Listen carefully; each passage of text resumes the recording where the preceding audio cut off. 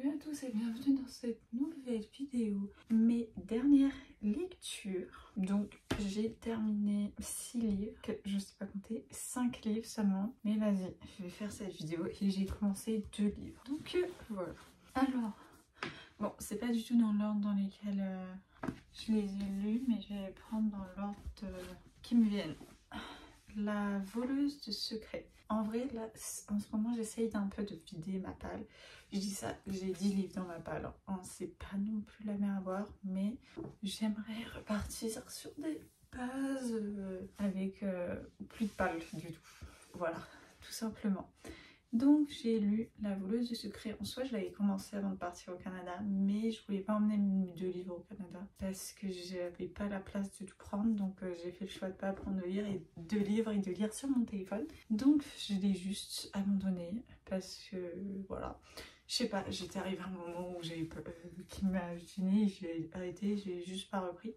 Donc là j'ai oublié, j'ai repris depuis le début et c'était sympa. C'est pas le livre du siècle, mais j'avoue que j'aimerais bien lire la suite quand même. Donc ça m'a suffisamment plu pour que je veuille lire la suite. Donc en gros dans ce livre on va suivre l'histoire de Gia qui vit avec son beau-père et sa grand-mère. Et en fait au début de l'histoire ils vont dans une bibliothèque hyper connue de Boston, hyper populaire parce que c'est une super bibliothèque, il faut avoir une carte de membre et tout pour entrer, bref c'est pas n'importe quelle bibliothèque. Et quand elle est à la bibliothèque avec ses potes, elle va croiser un mec et elle va avoir un crush sur lui et donc du coup elle va un peu genre le regarder, enfin je sais pas comment expliquer. Et en fait donc ils étaient assis sur une table pour travailler ou je sais plus ce qu'ils faisaient, et lui il était assis en train de regarder un livre et d'un coup il va disparaître et donc du coup elle va regarder ce livre.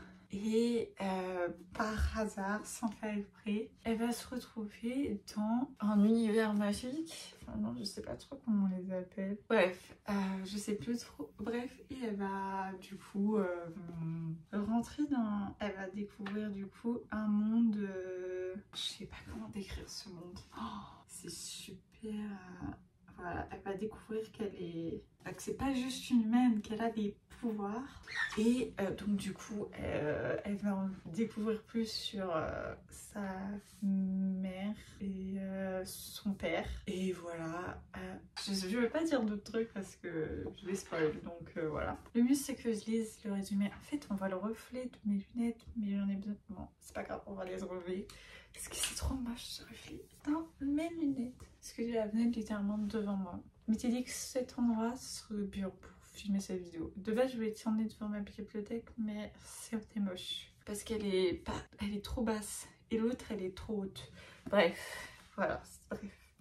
Donc, le petit résumé. Gianna, passionnée d'escrime et fervente lectrice, visite une bibliothèque de Boston lorsqu'un étrange jeune homme se volatilise sous ses yeux. Gia s'empare de l'ouvrage qu'il consultait et se trouve transportée de l'autre côté du globe, à Paris, dans une magnifique salle de lecture. Là, une bête menaçante arpente les rayons. La jeune fille découvre alors qu'elle est une sentinelle chargée de protéger une société de créatures surnaturelles. Commence alors pour Gianna une série d'aventures ponctuées de révélations sur sa naissance et de grands dangers. En soi, c'est à partir de 12 ans, donc c'est pas non plus l'intrigue du siècle, mais c'était hyper intéressant. Ensuite, donc je vous ai parlé dans ma dernière vidéo mes dernières lectures. Le livre est défoncé, mais le labyrinthe, avant le labyrinthe, l'ordre de tuer. Donc dans ce livre, on suit surtout le personnage de Marc. En gros, bon, si vous avez vu le labyrinthe, vu les films de labyrinthe, vous savez que on parle d'un virus et qu'avant que le virus commence, il y a eu les éruptions solaires. Donc là, on les retrouve 1 an après la fin des premières éruptions solaires. Et donc, on retrouve Marc et son petit groupe qui vivent dans un camp. La technologie ayant soi-disant disparu avec... certaines technologies ont disparu avec les éruptions solaires. Eux, ils vivent dans un autre camp où il y a des survivants où il n'y a pas de technologie. Voilà. Et un jour, alors qu'ils étaient dans leur village, comment on appelle ça, il va y avoir un espèce d'avion, je sais plus comment ils appellent ça dans le livre, un avion hélicoptère qui va passer au-dessus de leur camp et qui vont tirer des fléchettes sur le camp. Et les personnes qui sont touchées vont s'évanouir. Enfin, du moins, c'est ce qu'on pense au début, mais en fait, elles meurent. Voilà. Avec le temps qui passe, il va se rendre compte que c'est un virus qui a tué les personnes du camp, enfin pas tous d'ailleurs, et qui se propage et donc et qui mute.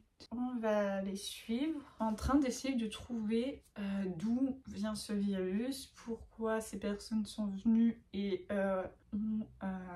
les ont bombardées avec des fléchettes. Je vais pas raconter la suite, sinon je vais spoiler.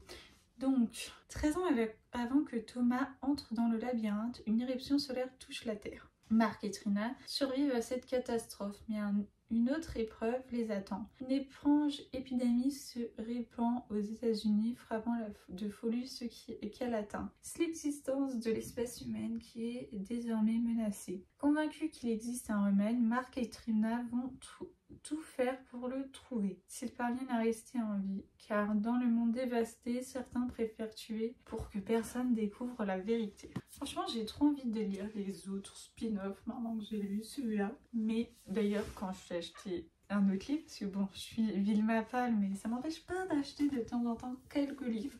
Je n'ai pas trouvé les autres, enfin bon, j'ai pris un autre livre. Je voudrais lire la suite. Ensuite, j'ai lu un manga. J'ai lu Jujutsu Kaisen, le tome 12. Franchement, je trouve que c'est la couverture la plus moche.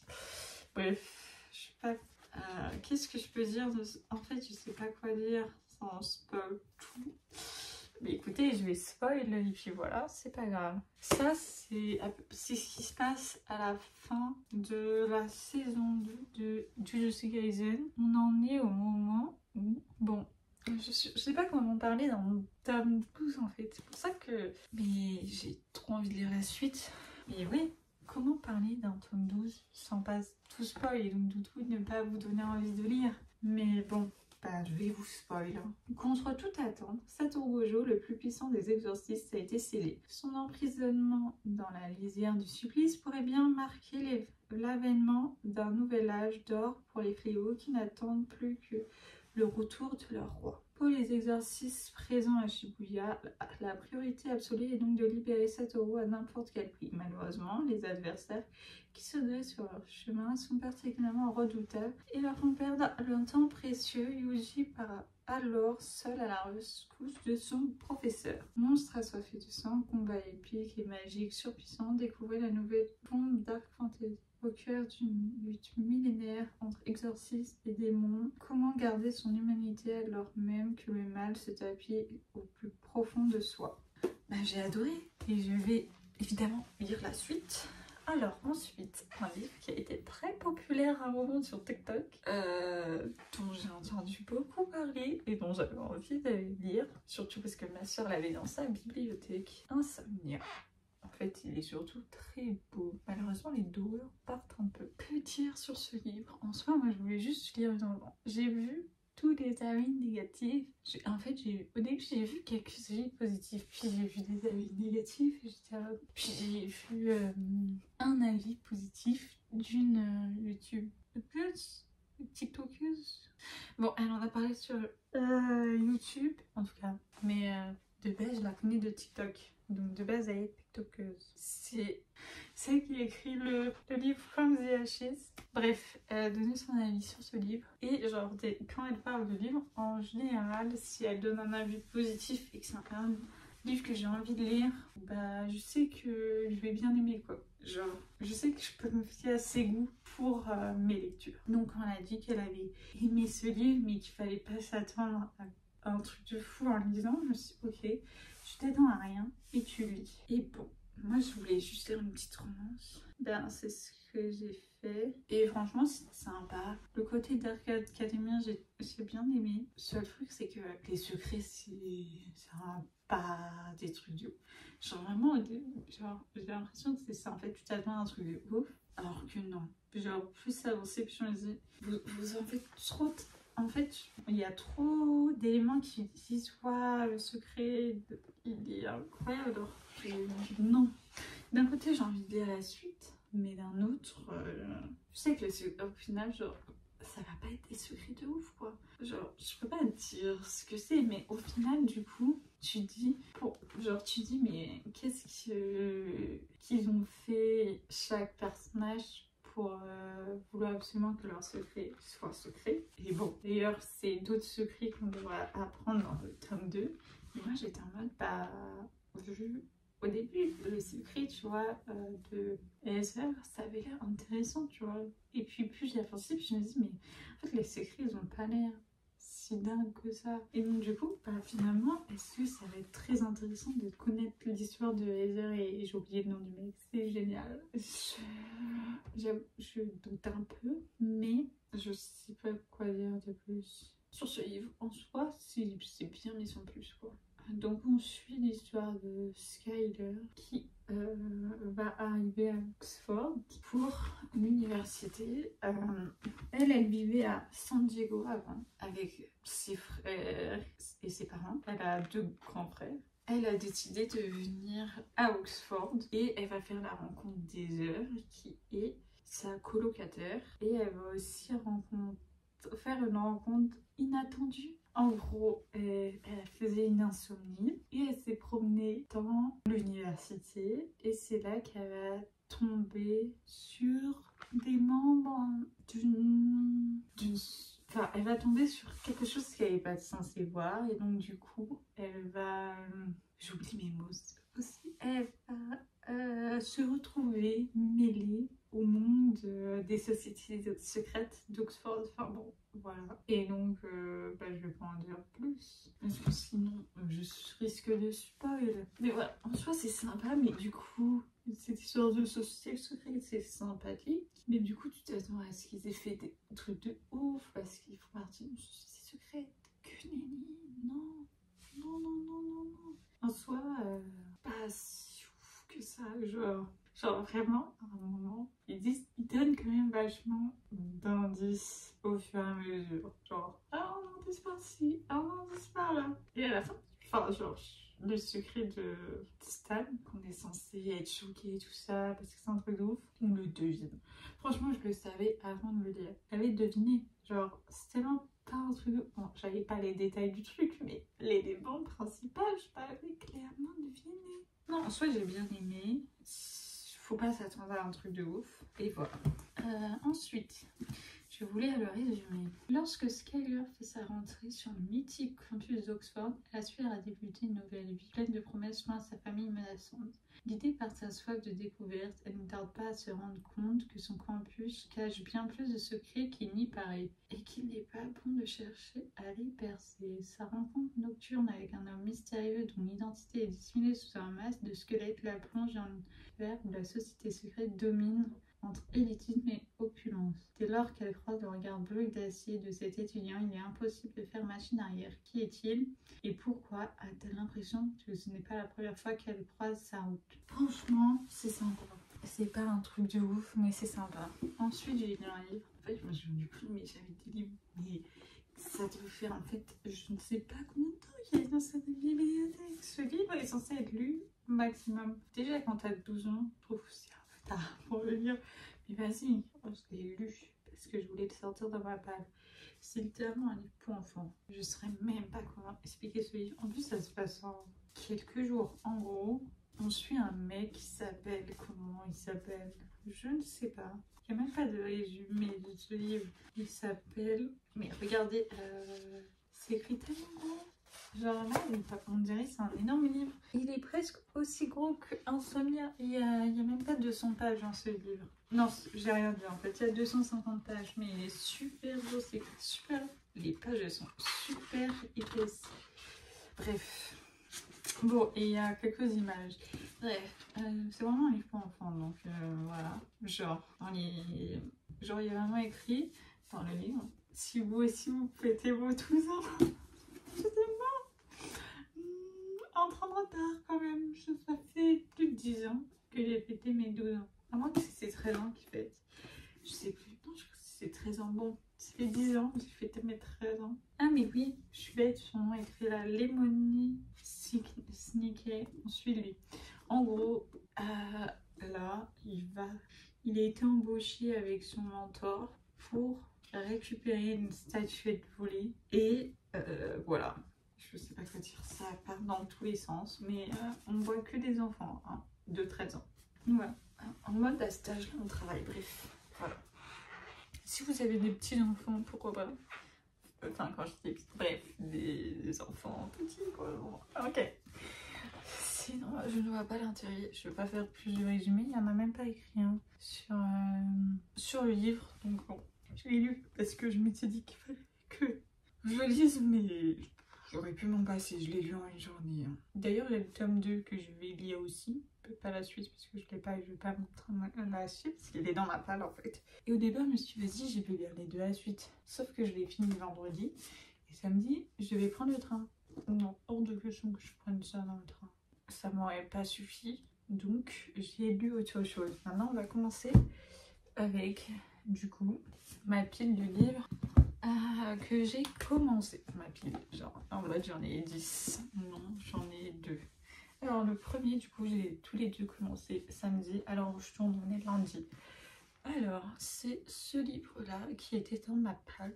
Il s'appelle Machine de guerre de Paolo Bacchigallo. Alors, j'ai lu 100 pages. Non, même pas. Je suis à la page 65. Je pensais que j'avais plus lu que ça. Et franchement, je n'ai pas accroché. J'ai pas tout compris de ce que j'ai lu, mais parce qu'on est vraiment dans un univers de guerre. Mais c'est un peu compliqué. J'ai pas tout compris à ce que j'ai lu. Et j'étais peut-être pas dans l'ambiance. Mais vas-y, le résumé, quand je l'avais relu, il avait l'air intéressant, mais je pourrais même pas essayer de vous expliquer ce que j'ai lu. Du coup, je vais vous lire le résumé derrière. Toute créature mi-homme, mi-bête, conçue pour donner la mort, est capable de bien plus que ce que ses créateurs n'avaient espéré. Renégat parmi ses semblables, leader d'une meute d'enfants soldats, il est traqué sans relâche par un individu déterminé à le détruire et qui a percé à jour le secret de sa liberté. Le temps est venu pour l'ancien esclave de livrer une guerre sans merci à ceux qui l'ont fini. En vrai, j'ai l'impression qu'on avait plusieurs points de vue, mais en même temps, il n'y a pas écrit qu'on change de point de vue. Je sais pas si c'est clair ce que je dis. Du coup, je suis pas sûre d'avoir bien compris ce qui se passait dans ce livre. Mais moi, je suis qu'au début. Je reprendrai quand j'aurai fini le livre que je lis en ce moment, que j'ai du coup commencé le même jour. En gros, je suis passée ce jour-là à la FNAC parce que ça, je l'ai lu à l'aller dans le TER. Et au retour, je me suis dit, il me faut quelque chose de mieux. Et puis, je suis passée à la FNAC. Donc, j'ai acheté, enfin non, mon père m'a acheté ce livre, Noblesse oblige. D'ailleurs, je lui en ai aussi entendu parler. Enfin, c'est aussi parce que Lydia qui avait conseillé Insomnia, enfin qui avait aimé Insomnia, a aimé ce livre, que je me suis dit que je voulais le lire. Et puis bon, à la base je pensais pas du tout prendre ce livre, et on est tombé sur le tome 2 et en fait je me suis dit bah, pourquoi pas. En plus comme ça ma soeur elle peut le lire aussi, comme ça c'est un livre que ma soeur et moi peut lire. Donc en fait c'est un livre, voilà, je sais pas comment expliquer, mais j'aime, genre Insomnia c'est le livre de ma soeur, donc si elle lit ce livre je peux le lire aussi. Tu vois, c'était plus rentable si on peut toutes les deux le lire que s'il n'y a que moi qui le lis. Parce que l'autre livre que je voulais prendre à la base c'était Inheritance tome 4, mais je ne l'ai pas pris et j'ai pris ça parce que je sais pas, ma soeur m'a donné envie de lire ça. Donc en gros, pour que je vous explique vite fait, c'est la Révolution française de 1789. Je vais lire la date parce que je ne l'ai pas par cœur. N'a pas eu lieu. Et donc là, on est dans une France où on a toujours un roi, toujours avec un roi. Qu'est-ce que je voulais dire? Oui, genre le roi actuel, du coup, c'est Louis XXI. Voilà.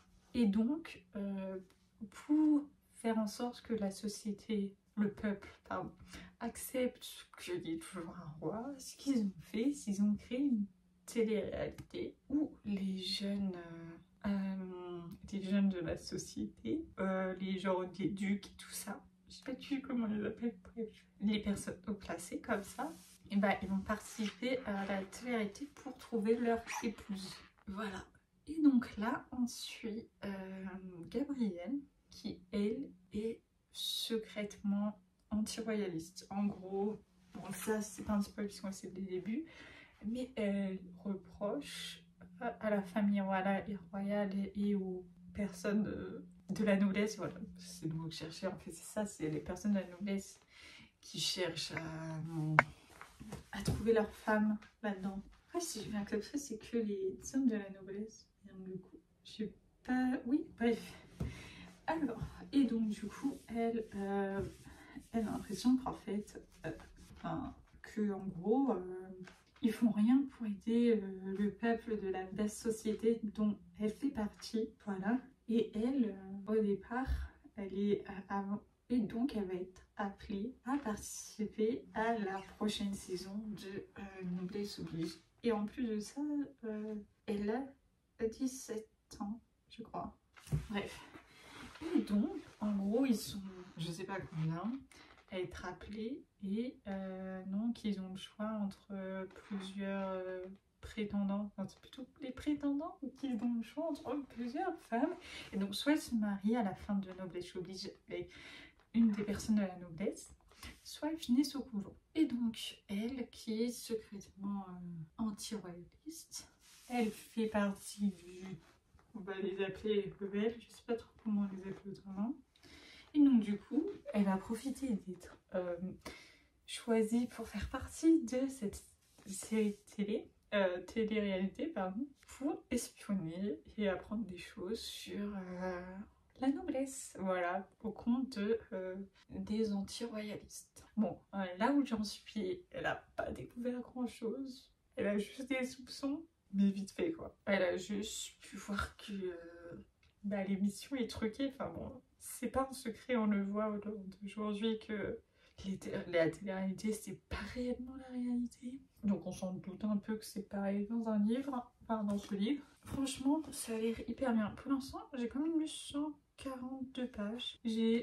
Regardez, j'ai lu cette partie-là. Là. Voilà. Et je le trouve trop beau avec le jaspage et tout. Donc voilà. Donc voilà pour Noblesse Oblige. Je vais vous lire le résumé quand même. Donc la révolution de 1789 n'ayant pas abouti, la France est dirigée par le roi Louis XXI. La monarchie autoritaire s'assure néanmoins le soutien du peuple en mettant en scène son faste et sa cour dans des émissions de télé-réalité.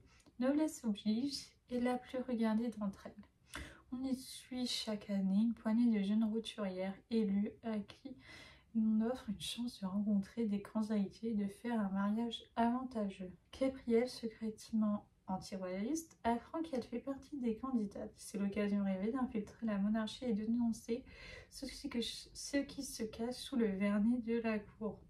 Or, ce qu'elle va découvrir dépasse de loin tout ce qu'elle pouvait imaginer. Pour l'instant, je trouve qu'elle n'a rien découvert de fou. Rien du tout, même. Il y a des trucs sur ma... Non, oui, qu'elle croit ça, mais moi, je me dis que je suis pas certain que ce soit ça. Je pense pas quand même dans ce qu'elle vit. Je sais pas comment expliquer ça trop, mais en gros, il y a des éléments qu'elle va découvrir, plus ou moins, qui nous font penser à une certaine possibilité de ce que ça veut dire. Et moi, je pense que pas que ça veut dire la même chose. Donc voilà. Bon, sur ce, vous le verrez, ce livre-là et sûrement celui-là, si je l'ai fini. Parce que peut-être que je vais lire d'autres livres à la place. Dans ma prochaine vidéo, mes dernières lectures, et vous aurez mon avis. En tout cas, pour l'instant, Noblesse Oblige. Ça a l'air d'être un banger. Donc voilà. Sur ce, j'espère que cette petite vidéo vous aura plu. Si c'est le cas, n'hésitez pas à mettre un like et à me dire en commentaire. Et nous on se retrouve bientôt pour une nouvelle vidéo. Bye.